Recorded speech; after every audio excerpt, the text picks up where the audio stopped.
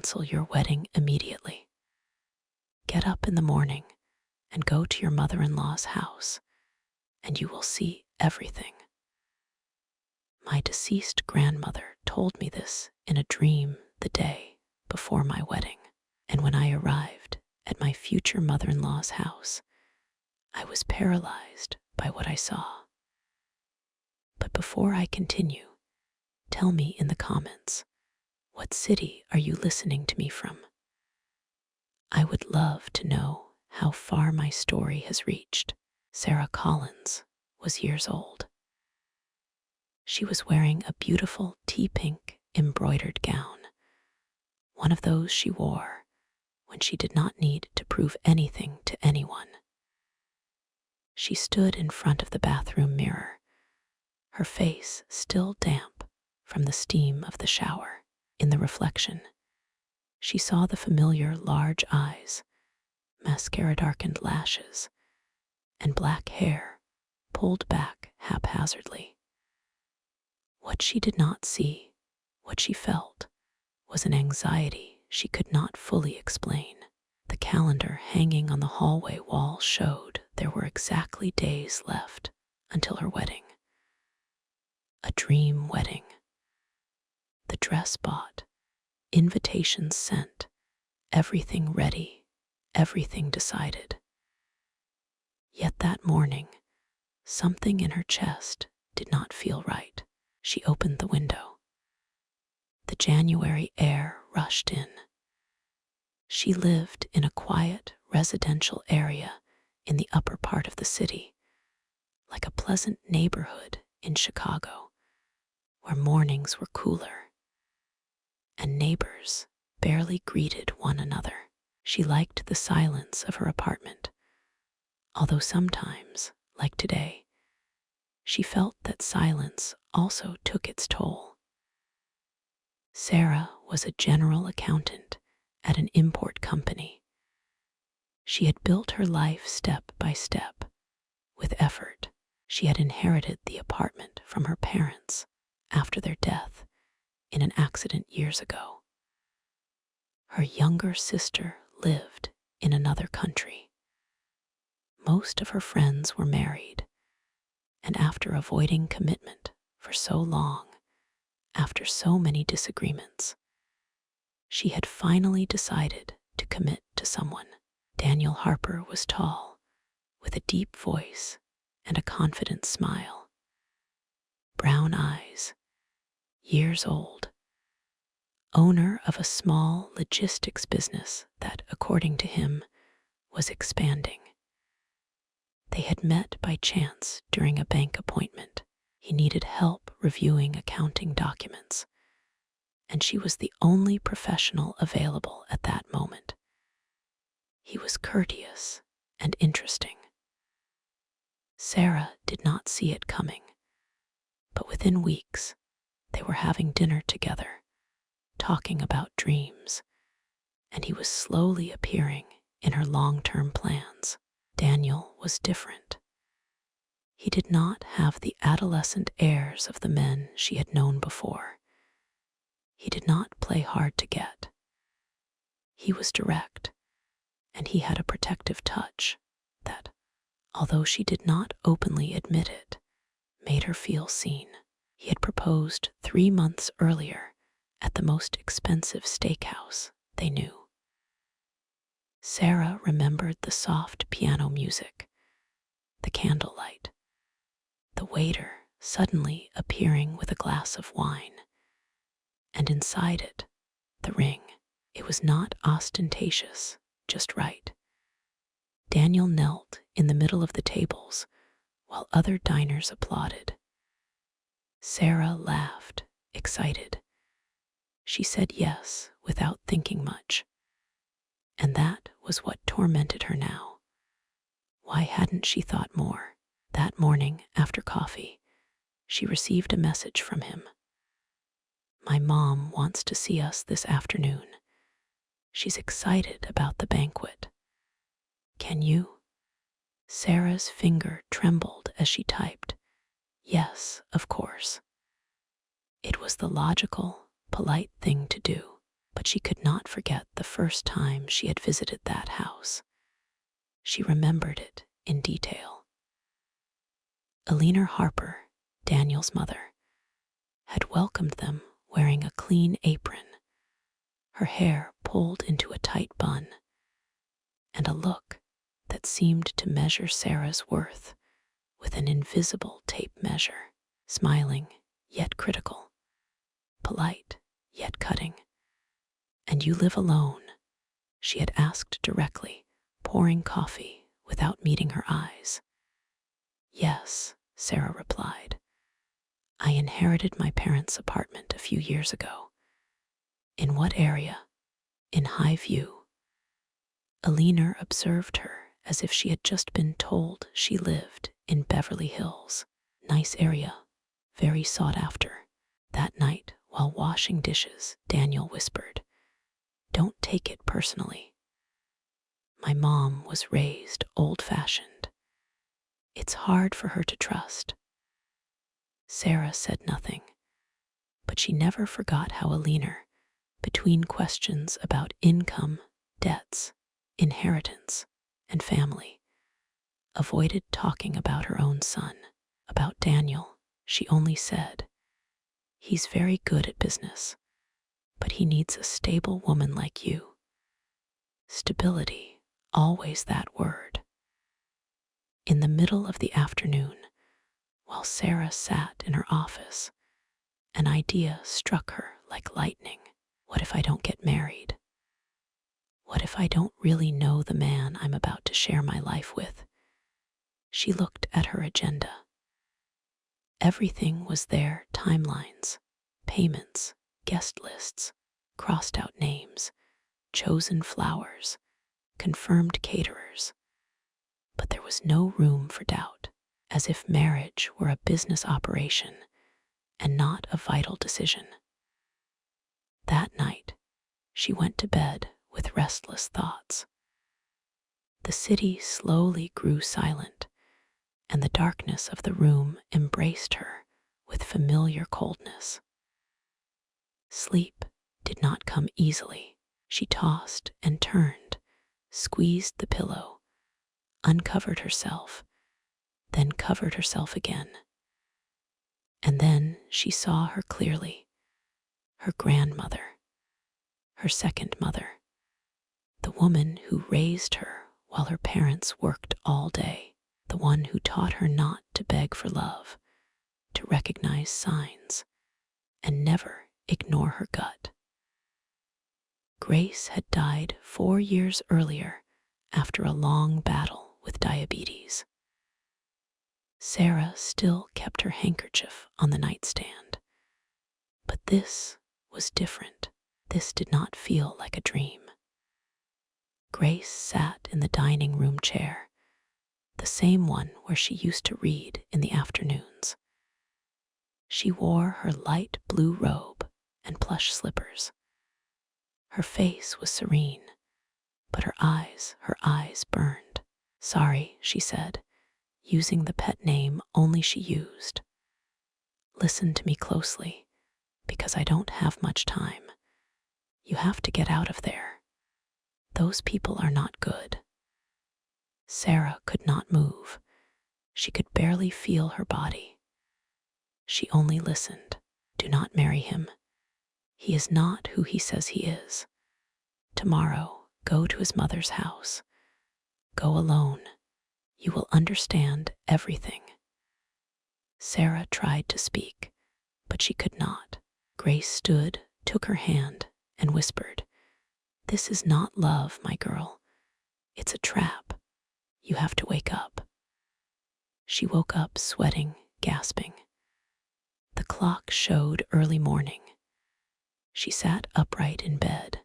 Everything looked normal, the room silent, lights off, but something inside her trembled. She went to the kitchen, turned on the light, poured a glass of water. Her hands shook. She looked at the calendar. Saturday, meeting with Eleanor.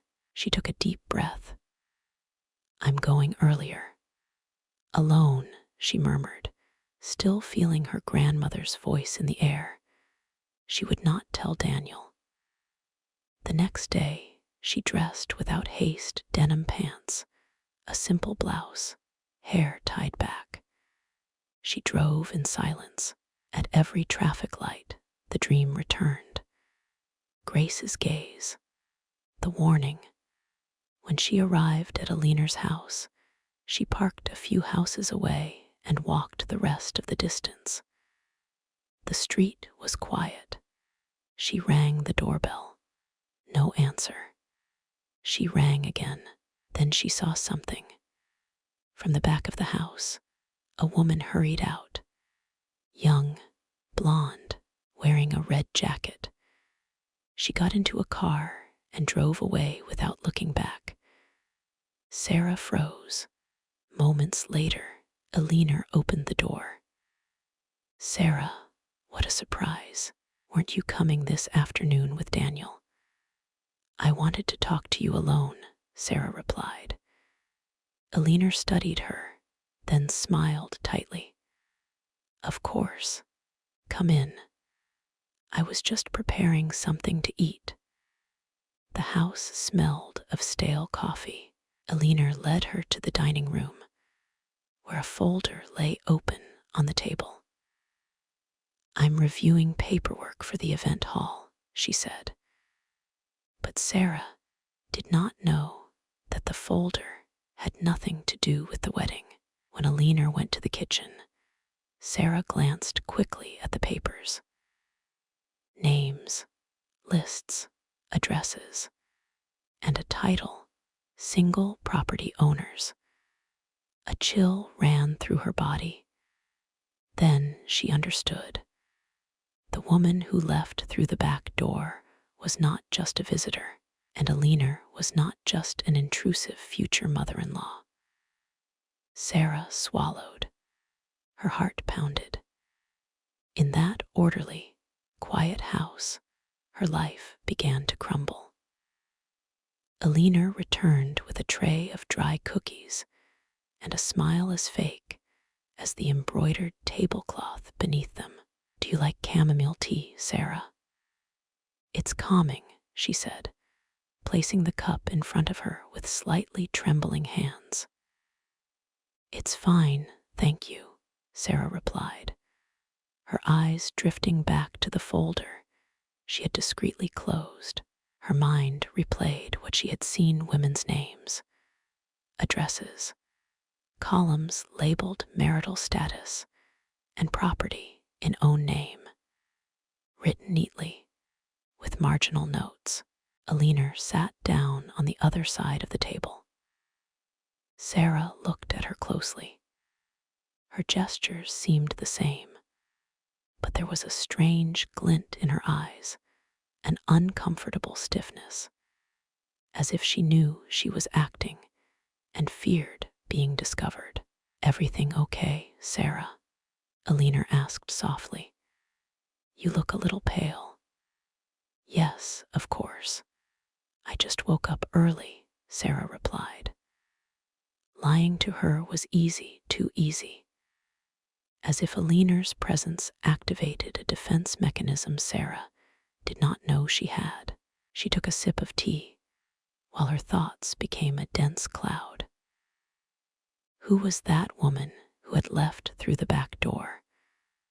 Why did the folder contain such sensitive information? Why was Aliner acting as if everything were normal when it clearly was not? Tell me, Sarah, Aliner said, while fiddling with a napkin. Are you happy with Daniel? The question dropped like a stone into water. Sarah looked at her, surprised. Of course, she replied. Why do you ask? For no reason. Weddings always bring stress, doubts, things one thinks were already settled. And later, when you are already married, you realize there were signs, small ones, that you preferred not to see. Are you referring to your marriage? Sarah asked. Aliner laughed, without humor. I did not marry for love, Sarah. I married because it looked good. Because back then, a woman without a husband was frowned upon. But don't worry, you are not like me. What do you mean? That you have something I never had, property in your own name, a stable career, control over your life. Daniel needs a woman like that. You balance him. Sarah swallowed. The conversation felt like a strange mix of praise and manipulation. Every word seemed to hide another meaning. And what do you think of Daniel? She asked. Alina looked at her for a moment. Her smile vanished. He is my son, and that is not what I asked you. I know him better than anyone. I know what he is capable of, and also what he needs. Daniel has flaws, like everyone, but he also has a big heart. Does the woman who left through the back door think so too? The question landed like a shot fired in the middle of the room. Alina tensed. What are you talking about? I saw her, Sarah said calmly. A blonde woman, young. She was in a hurry. Oh, that must have been someone from the neighborhood, Alina replied.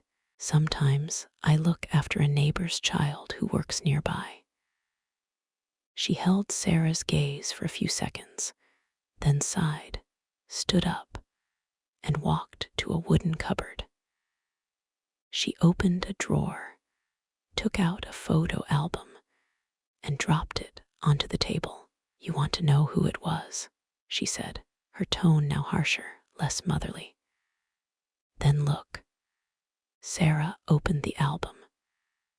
At first, everything seemed normal, old photos of Daniel as a child, birthdays, beach trips, Christmases. But when she reached the most recent pages, her breath caught. There was Daniel beside a slender blonde woman in a red dress, his arm wrapped around her waist, both smiling in front of a house Sarah did not recognize. In the corner, a date written in marker, June of last year, 1 year ago. She turned the page, more photos, the two of them at a restaurant on a patio, and then at what looked unmistakably like a wedding. Daniel wore a dark suit. The blonde woman was dressed in white. Informal, perhaps, but unmistakable. What is this? Sarah asked, her voice cracking.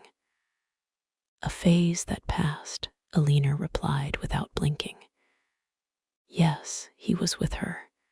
It was fast, crazy, but it didn't work out. She was problematic. Problematic. Too emotional. She wanted to control him. In the end, it was better they separated. Did they get married? That was his business and hers.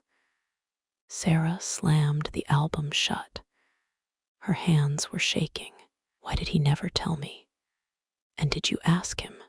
Alina replied. Silence filled the room. She sat again, her expression now serious, more real. Listen carefully, Sarah. There are things better left unknown. Sometimes the past is just the past.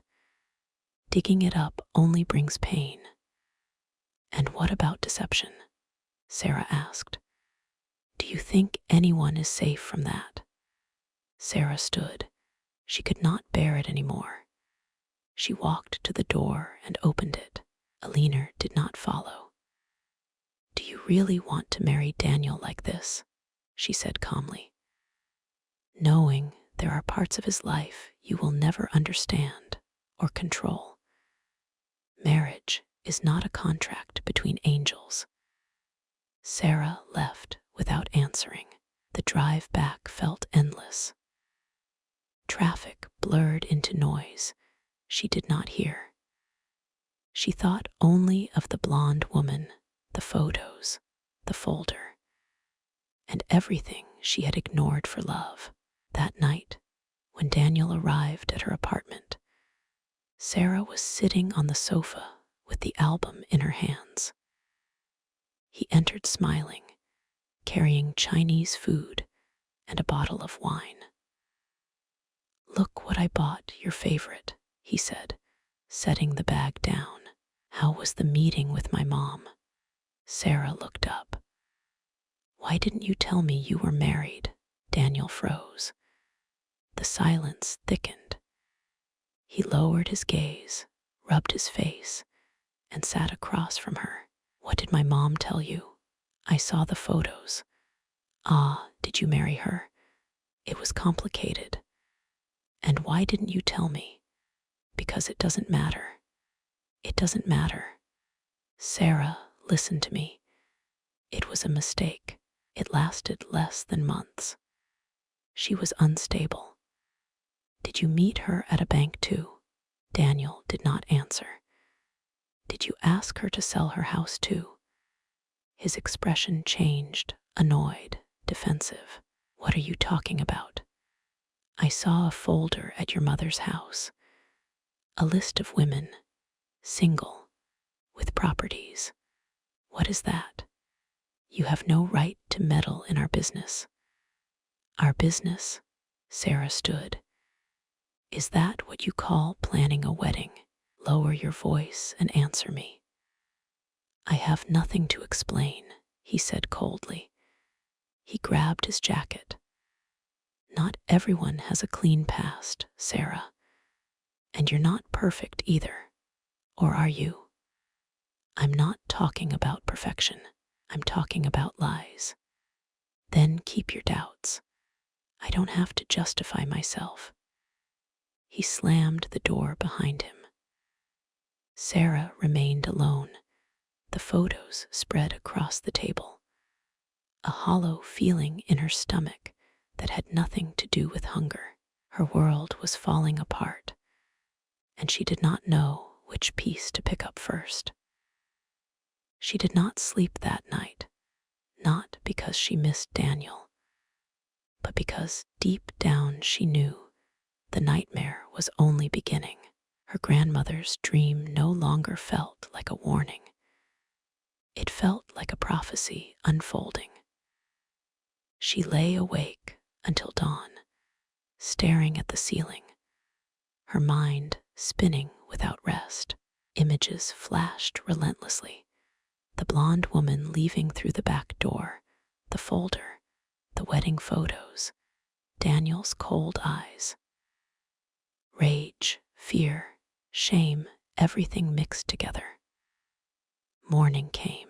She made coffee and let it go cold, still wearing the same pajamas. Her phone vibrated.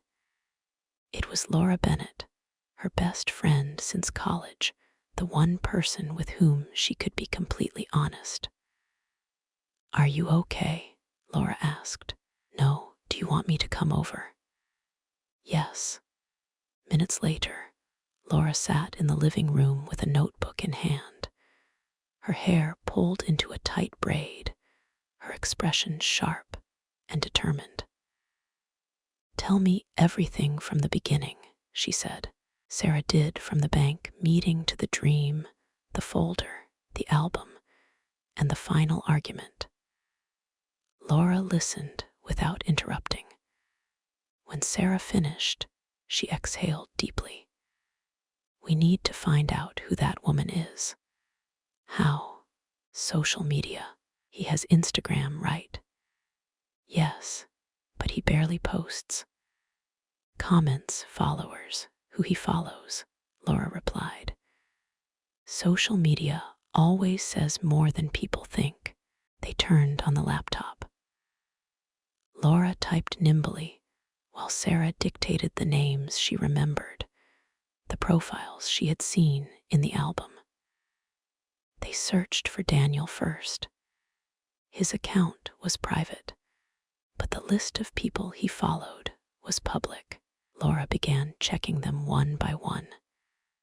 "There are many women," she said. "Some have normal usernames, Others use strange pseudonyms. Let's check the ones who look like the blonde you saw. Sarah leaned closer, studying each profile. Many were locked. Others were active, but shallow, filled with generic posts.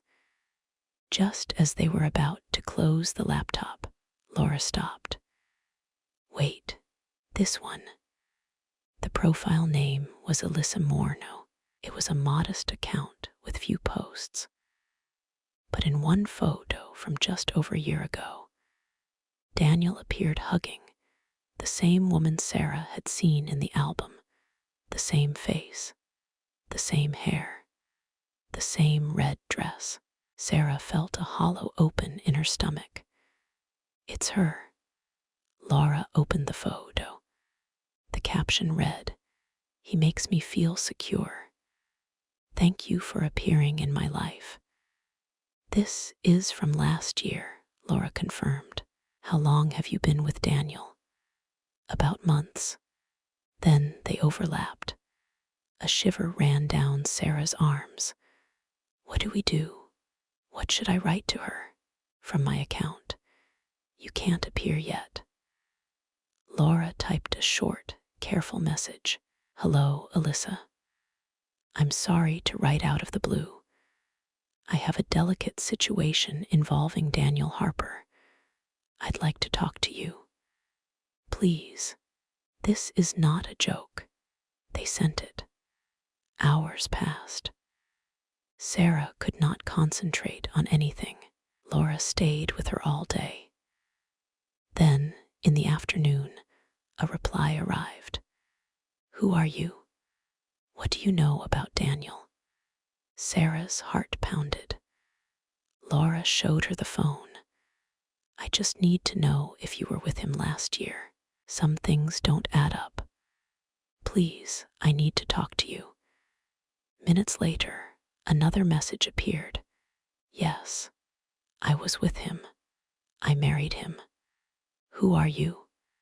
Sarah took the phone, her fingers trembling.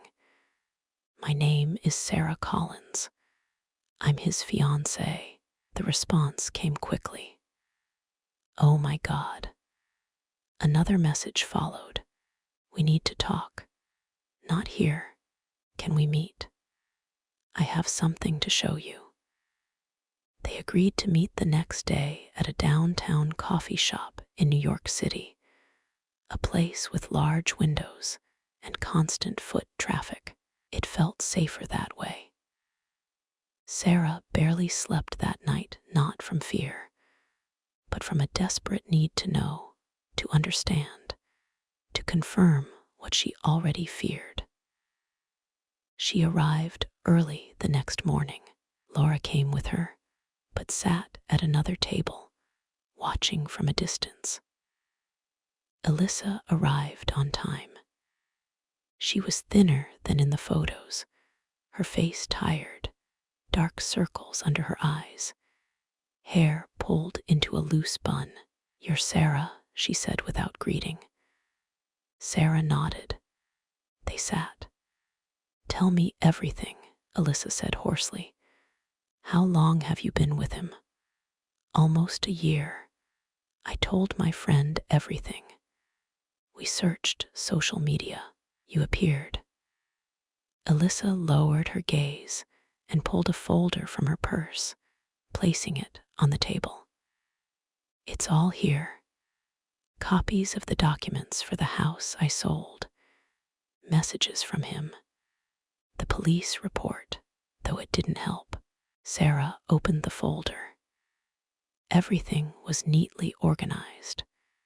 The deed of sale. A bank deposit made into Daniel Harper's account. A printed WhatsApp message.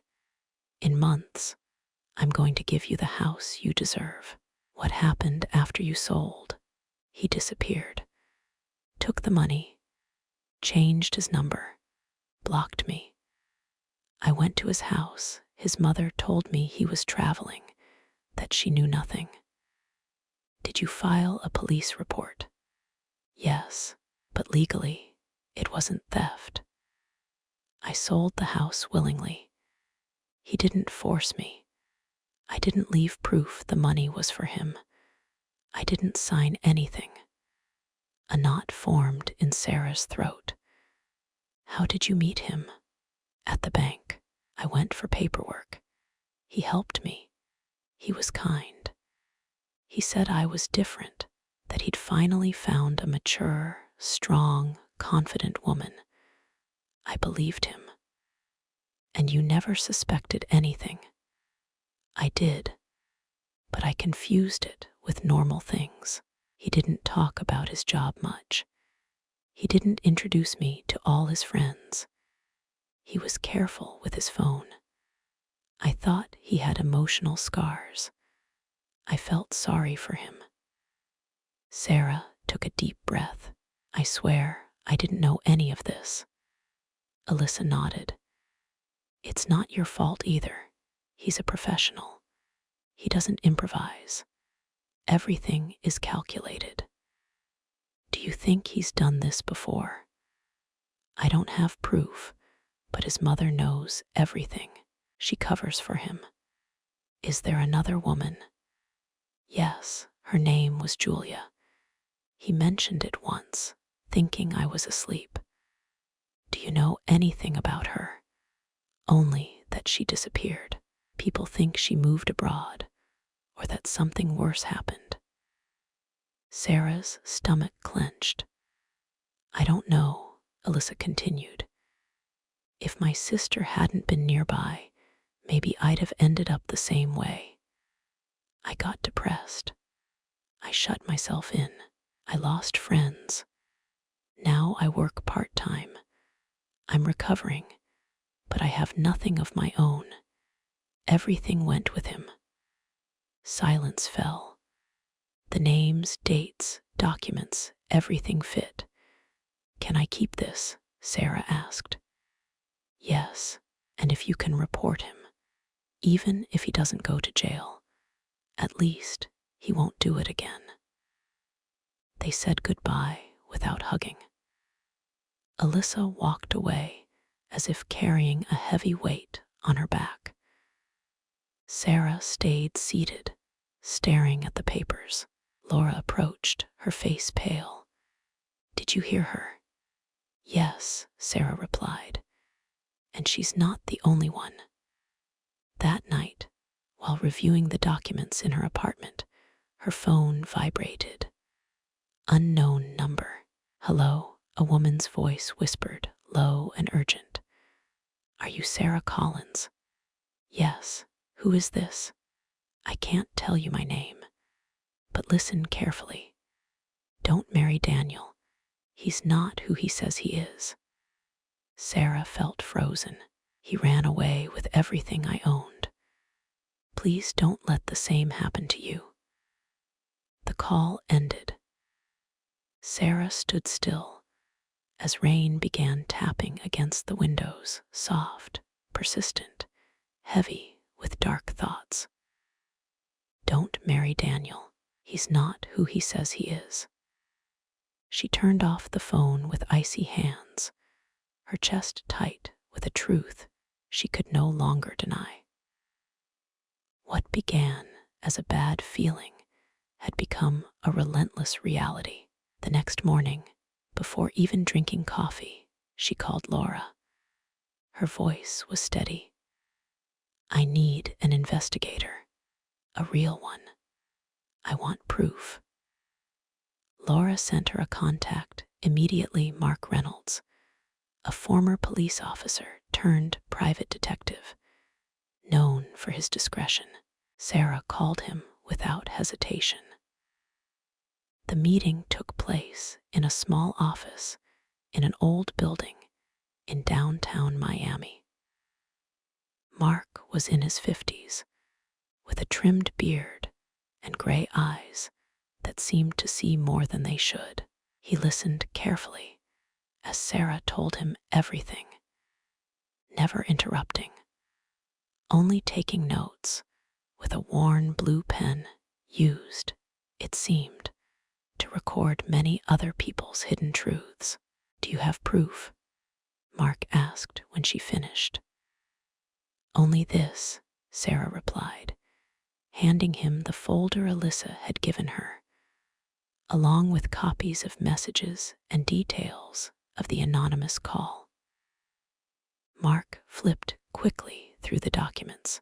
This is enough to start, but not enough for a formal complaint. Let's see what else there is. How much time do you need? That depends on how many skeletons this guy has in his closet. But I warn you, if what you're telling me is true, you're not going to like what I find. I don't like anything anymore, Sarah said quietly. I just want the truth. Mark studied her for a few seconds, as if measuring her strength. Then he nodded. I'll call you in 1 week. The following days were torture. Sarah lived with her phone constantly in her hand, waiting. She avoided Daniel with simple excuses, work meetings, headaches, deadlines. He replied with sweet, understanding messages, as if he truly cared about her well-being. That was the worst part, the performance, the flawless act of a man who knew exactly how to pretend. On the 7th day, Mark called. I have what you asked for. Can you come today? Sarah did not hesitate. He received her in the same office, but this time a thick sealed envelope lay on the desk, along with a black folder bearing her name in handwritten letters. Mark wasn't smiling. I'd be lying if I said this is the worst thing I've ever seen, he began. But it's close. Daniel Harper does not exist, at least not legally. Sarah felt her stomach tighten. What do you mean? His real name is Morris Robert Taylor Miller. He has used at least 5 aliases over the last years, each with seemingly legal documentation, but all fake. Altered birth certificates, forged passports, duplicated social security numbers. He's a master of camouflage. Mark opened the folder and laid out copies. This is his first registered marriage to a woman named Paula Reynolds years ago. It lasted months. She transferred her retirement fund to him, and then he disappeared. Next was his second wife, Julia Dixon, the same woman Alyssa mentioned. There's no record of her whereabouts for years. She's not declared dead, but there's an active missing person report. Then came the third, Alyssa Morno. 1 year ago, she sold her house on his advice. Everything legal. He vanished before she could buy another. In every case, the pattern was the same. Women with assets, little family support, emotionally vulnerable. Sarah clenched her fists in her lap to keep from crying. And his job, Mark continued, completely fake. The company he claims to own doesn't exist. Never did. The websites are facades professionally built, but not registered anywhere. He paused. And his mother? Sarah looked up. Eleanor Harper is real, but she's part of it. She doesn't just cover for him. She actively participates.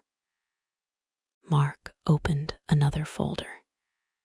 She has a cousin, Diana Harper, a licensed real estate agent. She's the one who approaches the victims, talks about safe investments, and helps them sell their properties. She handled the sale of Alyssa's house. Her name appears in at least 2 other similar cases. Sarah felt sick. Is there another woman now? She asked. Mark nodded. Yes, Ivana Stone, 36 years old, works at a medical center. He met her months ago. They're dating. She doesn't know about you, and he's already talking to her about investing together. Sarah covered her face as tears spilled through her fingers. What do I do with all this? You can report him. It'll be long and exhausting. Or you can confront him, but that's risky. Sarah lowered her hands. I want to look him in the face. Mark's expression hardened. Then don't go alone. She left the office with the folder in her hands and her soul in pieces. Laura was waiting in the car. One look at Sarah's face was enough. No questions were asked. That night, Sarah messaged Daniel, I want to see you at my place tomorrow at. He replied almost immediately. Of course, honey. Is everything okay? I just want to talk. The next morning felt endless. Sarah checked the security system repeatedly.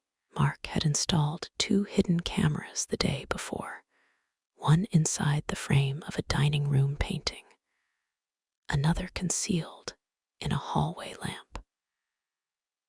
Laura stayed in the bedroom, phone ready, prepared to intervene.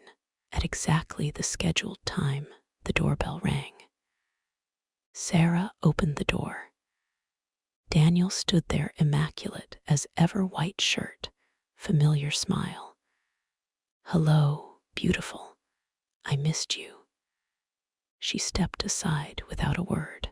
He walked in casually, sat on the sofa as if he owned the place. What's with the mystery? Planning a surprise. Sarah sat across from him. The black folder lay on the table. I want you to see this. He opened it. Read the first page, then the second. His smile vanished. His eyes hardened. Where did you get this? From someone who tells the truth. You have no idea what you're doing. Oh, I know exactly what I'm doing. The mistake was believing you. He snapped the folder shut and leaned forward. You don't know what you're getting into. Are you threatening me? He smiled, but it wasn't the same smile. It was colder, cruel. You messed with the wrong people. He stood, grabbed his jacket, and left. Sarah didn't move until the door slammed shut. Then she rushed to the bedroom.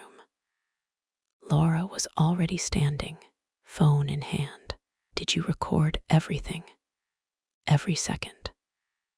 Sarah exhaled, but it wasn't relief. It was the beginning of a war. The apartment felt heavy, as if the walls themselves had heard Daniel's words and understood what was coming. Laura quietly locked the bedroom door, securing the recording. Sarah sat on the edge of the bed, staring at the floor. She wasn't afraid yet, but she knew she had crossed a line. She was no longer the deceived woman. She was the woman who had exposed an entire web of lies. And in Daniel's world, that meant war. The first thing she did was cancel the wedding. One by one, planner, venue, florist. Every call felt like freedom and pain at the same time. Not heartbreak over love, but over deception, deliberate, calculated, cruel. A few days later, it started. At first, small things. Calls that hung up when she answered. Another with a distorted voice, repeating her name before disconnecting. She told herself it was coincidence, but she knew better. One morning, in the building garage, she found a folded white envelope under her windshield wiper. No return address. Inside, a message in thick black letters. You are playing with fire. It burns nicely, but it kills slowly. Sarah froze. She looked around. No one. Only the echo of neighbors' footsteps near the elevator. She slipped the note into her purse, went back upstairs, canceled work, and called Mark. "They've started," she said plainly. "I warned you," he replied. "Do you have the envelope?" "Yes, I am on my way. Stay inside. Do not open the door to anyone." Minutes later, Mark was knocking on the door. He brought a briefcase and a somber expression. He checked the paper, photographed it, and put it in a plastic bag. This is not just intimidation. This is a warning. It is their way of telling you that you are no longer playing on their turf. Now you are a threat. What do? We are going to put up cameras, one at the door, one in the hallway, and I am going to leave you a panic button. You activate it, and it comes directly to me. You cannot be alone anymore, Sarah. That night, she slept with a heavy heart. Laura stayed with her, asleep on the sofa. Mark promised her that he would pull strings at the prosecutor's office. The evidence was compelling, not only because of the investigation he had done, but because of the testimonies of Alyssa and other victims who had been encouraged to speak after she contacted them with Laura's help. The file was being built, but there was still no arrest warrant, just an open process. The following week was worse. When Sarah returned from the grocery store, she found her apartment door ajar. Not forced, just open. Her heart pounded. She did not go in. She backed away slowly, took out her cell phone, and called Mark. "They are inside. My door is open. Do not go in. I am on my way. Call the police now." The officers arrived quickly. They checked the apartment. Nothing stolen. No broken glass. No drawers ransacked. Nothing except the cabinet where she kept the property deeds. It was messed up. The documents were there, but clearly someone had touched them, as if looking for something specific. On top of the bed, a loose sheet of paper, a message written in the same handwriting as the previous one. "You think you won, but this is just beginning." Sarah felt an icy chill on the back of her neck. Mark spoke with the police, presented his credentials, and showed them part of the report. The officer took notes and promised to reinforce surveillance in the building. But that did not calm her. They are no longer just trying to intimidate you. They are marking you. They are going to go further. Mark warned her. They do not want to scare you. They want you to shut up, to disappear. "I am not leaving," Sarah replied, her voice firm. "Not after all this." That night, when reviewing the installed cameras, they saw something disturbing. At 3 a.m, a man in a cap had been standing in front of the door for more than a minute. He did not ring the doorbell. He just stood there motionless and then left. His face was not visible, but his posture, his body was unmistakable. Daniel. The video was handed over to the authorities. Days later, someone else knocked on her door. It was a tall, slender woman with a harsh elegance, as if built through forced distrust. Diana Harper, the same real estate agent, the same one Mark's report had linked to the sales of the other victims. Sarah did not open the door. She looked at her through the camera. "Sarah," the woman said, looking directly at the lens, "I do not want problems. I just want to talk. I have nothing to talk to you about. You are walking on a very thin rope. You have done enough. Leave things as they are, and all this ends. Is that a threat? It is advice. You have no idea who you are messing with. You do not know what my family is capable of. The police already know who you are." Diana laughed. It was not a funny laugh. It was bitter, like someone who knows they are above the law. "The police are not going to protect you when we are inside. And believe me, we could get in whenever we wanted." Sarah felt her blood run cold. Diana left without looking back. Sarah sent the video to Mark. He shared it with the prosecutor's office. The case gained momentum.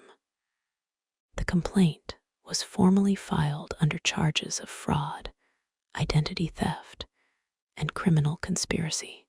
An arrest warrant began to be processed, but the process was slow. The laws did not move with the urgency Sarah needed. She installed an electronic lock. She hired private security. Laura temporarily moved in with her. Mark came by every night to check everything. Still, she could not sleep more than 2 hours straight. The phone kept ringing at strange hours. She received empty emails, messages from fake accounts with photos of her building. The threats were mixed with constant fear, but something inside her was growing. It was not hatred, it was determination. On Friday night, Laura went out to see her mother. Sarah was alone for the first time in days.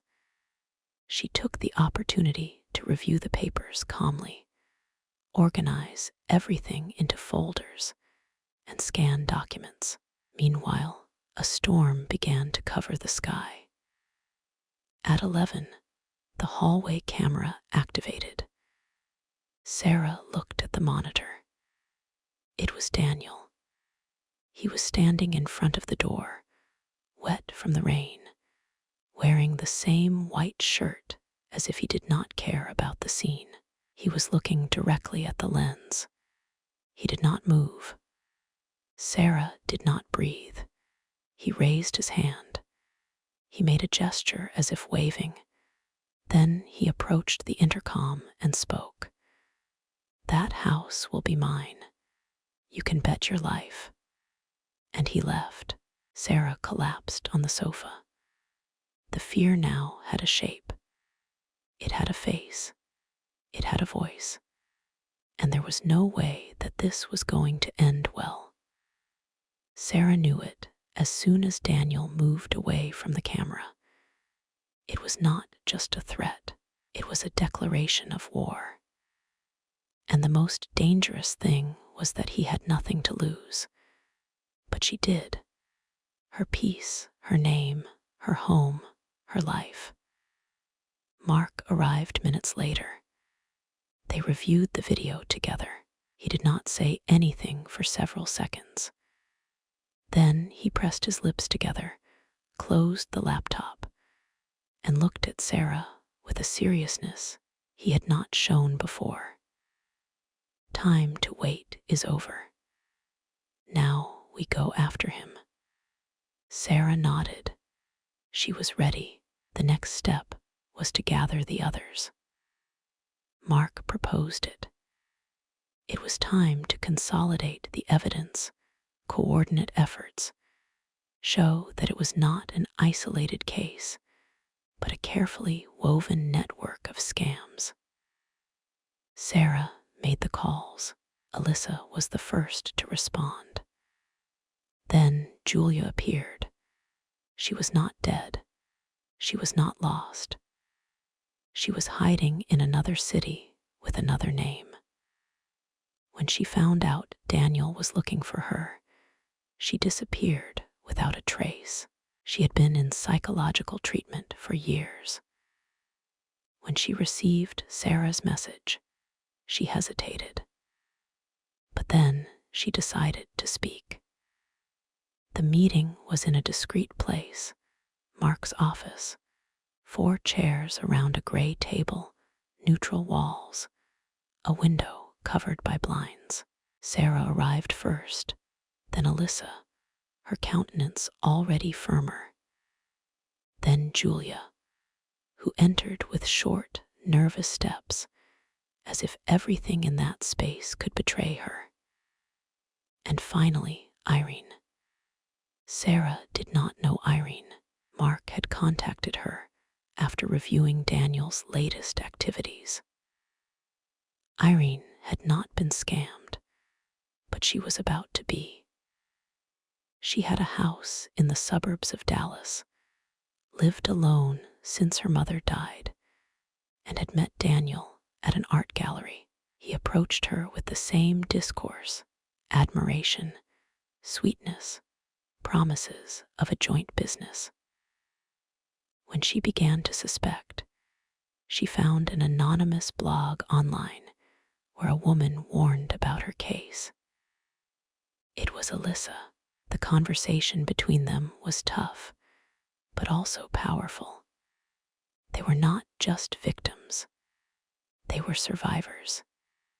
Each one told her story from a different angle, but the wound was common. The deception, the manipulation, the shame, the fear.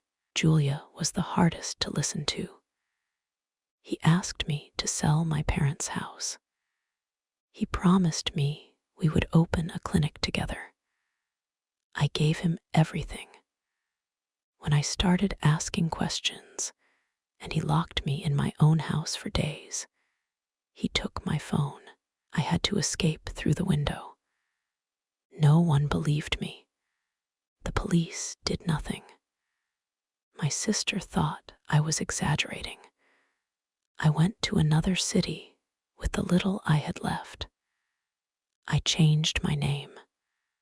I did not dare to report him until today. Alyssa took her hand. Irene had tears in her eyes.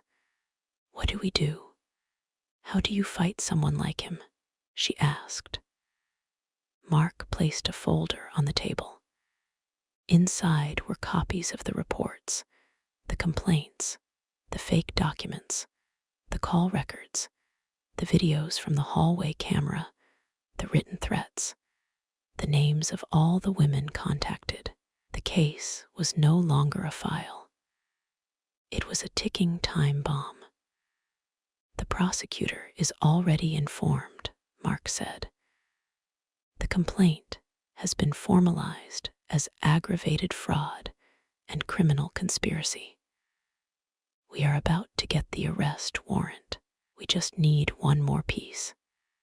And what is that? Sarah asked. Aliner. The glances crossed. Aliner Harper, Daniel's mother, the silent accomplice, the woman who had opened the door to every victim, who asked financial questions disguised as innocent conversation, who covered up every disappearance. She knows everything, maybe more than him, Mark added. But she is afraid, and the only way to break the structure is for one of the pieces to crack from within. Sarah thought for several minutes. She knew where Aliner lived. She knew how to knock on the door, but she did not know if she would come out alive. I will go, she said, alone. I do not want them to scare her. Mark disagreed, but finally accepted. He placed a hidden microphone and a tiny camera on the lapel of her coat. Laura accompanied her to the building entrance and then waited outside in the car. Sarah climbed the stairs with tense legs. She knocked 3 times. Alina took a long time to open. Her face showed surprise, but not the feigned kind from before. It was something else, pure tension. "What are you doing here?" she said without hiding her discomfort.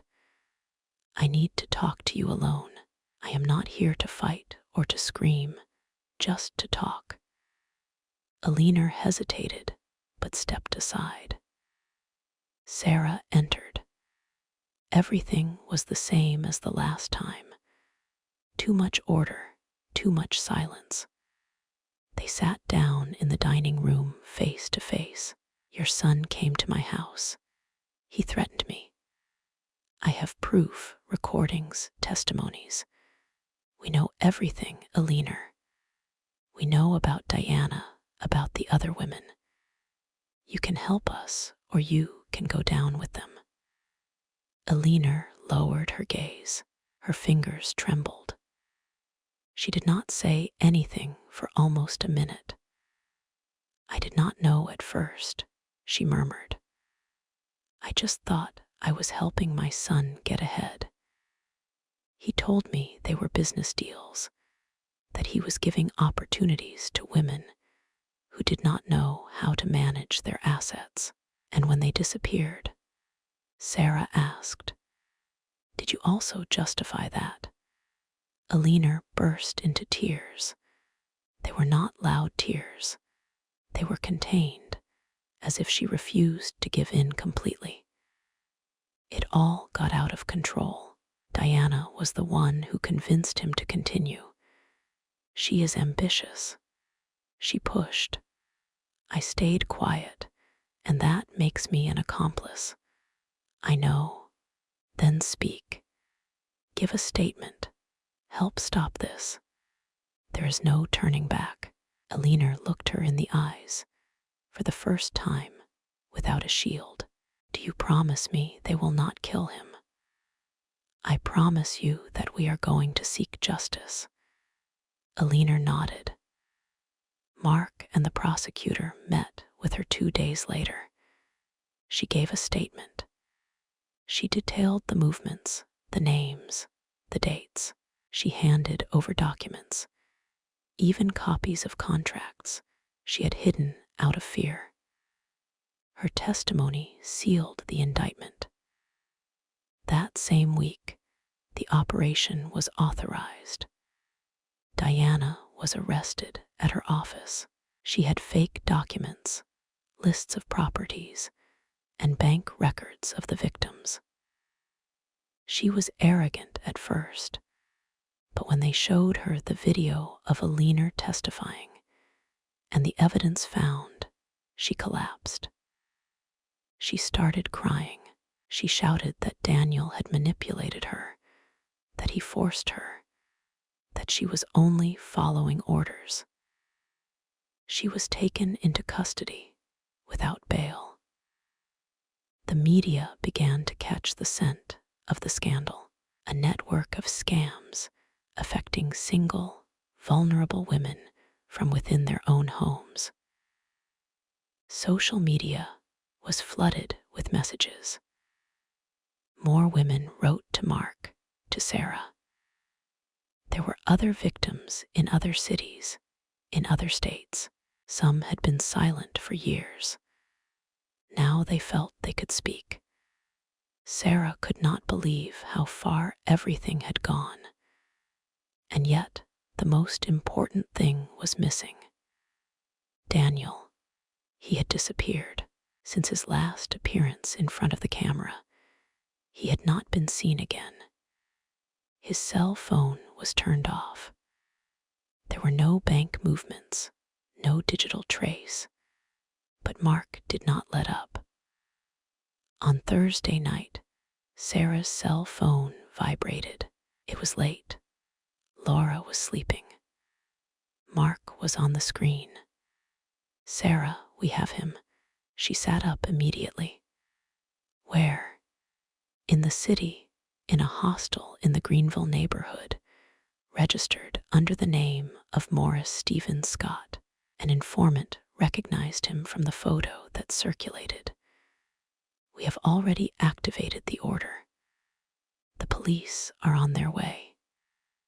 Sarah stayed seated, phone in hand, looking toward the window. Outside, another storm began to form. It was not just water hitting the glass. It was a premonition. Something was approaching. Something that had to happen for everything to end. Daniel was in the city. It was only a matter of time. Justice already had him on the radar, but the story did not end with his location. The final act was still missing. She did not sleep that night. She stayed by the window, watching the lightning illuminate the buildings in the distance. Laura was asleep on the sofa, exhausted from the pace of the last few days. Mark had promised surveillance at the building door, a patrol car that would make constant rounds. But inside her, the real fear was that Daniel would appear without warning, without law, without mercy. At dawn, a call from Mark startled her. "Sarah, do not panic. But last night, someone tried to force the back door of the building. He did not manage to get in, but a camera in the alley caught his face. It was him." Sarah felt the cold run through her body. And now, what do we do? The arrest warrant has already been issued. Now, we are actively looking for him. You have to stay where you are. Do not go out. I will send 2 plainclothes officers to stay outside your apartment. This ends this week. That same night, the silence was different, heavy, intense. In the morning, the cameras activated. Laura woke up from the beeping of the security system. Sarah ran to the monitor. There he was, Daniel again, but this time not in front of the door. This time with a lockpick in his hand, forcing the lock. Sarah did not scream. She did not cry. She did not tremble. She just pressed the emergency button. In seconds, Mark was notified. Laura grabbed her cell phone and called the assigned patrol number. Sarah stepped back, observing every movement on the camera. Daniel was focused on his task. He had lost the disguise of the charming man. His face showed anxiety, contained fury, desperation. A few minutes later, a loud bang interrupted his attempt. 4 agents surrounded him. Daniel tried to run, but they knocked him down. He was subdued against the ground. He screamed Sarah's name with rage, as if she were the one stealing his life. The agents handcuffed him and dragged him out of the building. Laura hugged Sarah without saying a word. She did not cry. She did not tremble. She just closed her eyes. For the first time, she could say she had survived. The news spread quickly. The media reported the arrest of an alleged serial scammer accused of defrauding several women in different states. Daniel Miller, also known as Morris Taylor, was in custody. The preliminary hearing was scheduled for days later. The courtroom was filled with faces who knew their story from the inside. Sarah arrived accompanied by Laura, Mark, and a prosecutor. Alyssa, Irene, and Julia were there, too. Eleanor arrived alone. No one hugged her, but everyone understood the cost she had paid for testifying against her own son. When Daniel was brought before the judge, his eyes locked onto Sarah. He did not say a word. His face was hard, without a trace of emotion. He was not the man who had charmed her.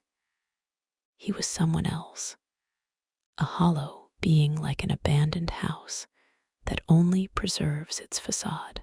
The prosecutor presented the evidence, the recordings, the forged contracts, the testimonies, the bank accounts, the multiple identities. Each witness provided a part of the puzzle. When it was Eleanor's turn, the silence in the room became thick. "I was his mother," she said, "and I failed as a mother. I kept silent about what I should have reported. I looked the other way when the lies became obvious.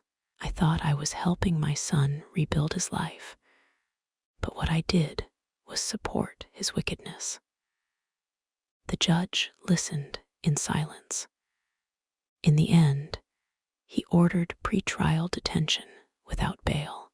The trial would continue its course, but Daniel would not walk free again, not without facing justice. Sarah did not smile. She did not celebrate. She just breathed, a deep breath. Different, free, outside. The victims hugged each other. They were not the same women he had destroyed. Now they were different, stronger, closer, more awake. Mark looked at them with respect. Laura cried silently. Sarah just looked up at the sky. It was as if her grandmother were there watching everything. That night, Sarah went to bed early. Laura decided to sleep at her own house for the first time in weeks. The apartment was calm, everything in its place, everything in order. And in the morning, she dreamed of her grandmother again. But this time, they were not in the kitchen.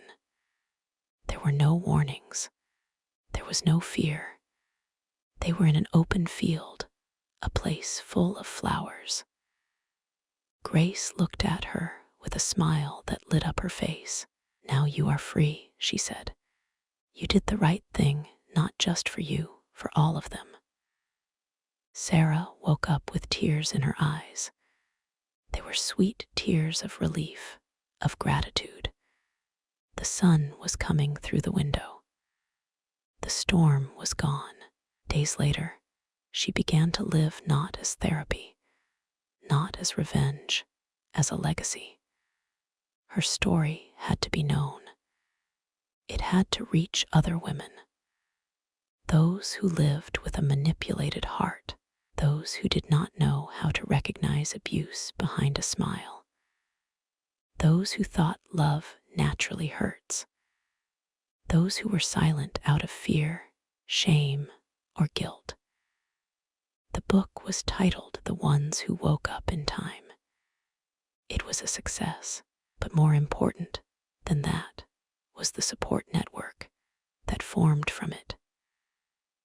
Sarah founded a nonprofit organization to help victims of psychological violence and emotional manipulation.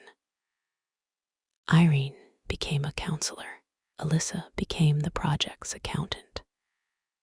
Julia, after several months of recovery, dared to give public talks. Eleanor, after serving her sentence for complicity, offered her testimony from the other side of shame. Daniel was sentenced to years in prison. Not for love, not for betrayal, for fraud, for emotional distress, for criminal conspiracy. But the deepest justice was not that of the courts. It was the internal one. Sarah walked down the street again without looking back. She learned to trust again, although with more open eyes. She went back to sleep without expecting dark dreams. She became herself again, but a new version, stronger, wiser, more alive. And every time someone asked her how she got out of it all, she said the same thing.